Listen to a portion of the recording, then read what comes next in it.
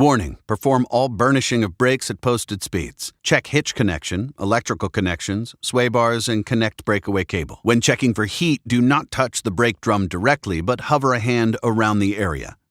Electric drum brakes require a break-in period to achieve full performance. The break-in period not only seats the shoe lining material, but also seats in the brake electromagnets. This break-in period applies for new axles and anytime new brake shoes and/or magnets are installed as part of regular maintenance. When complete, the shoe lining material will be fully cured from the heat and should develop close to 100% contact with the brake drum surface. Standard burnishing procedure. Please note, this method will need 20 to 50 brake applications.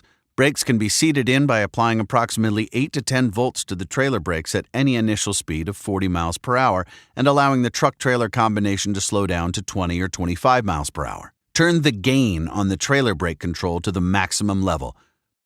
Proceed at driving speeds up to 40 miles per hour.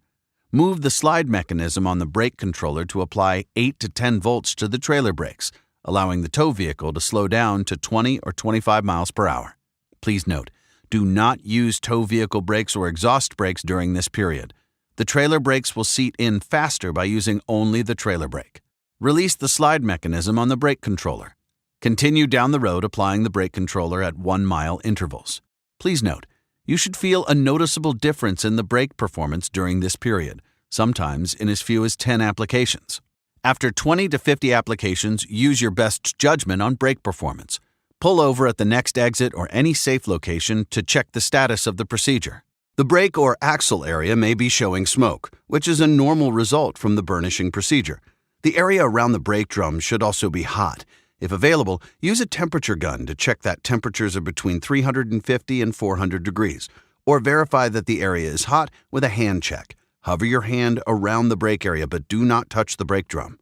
If there is no smoke or the heat has not achieved the proper temperature or the area can be touched with a hand, perform the procedure again. If the brake drum is cold to the touch, the brakes may not be adjusted properly or there may be a wiring concern.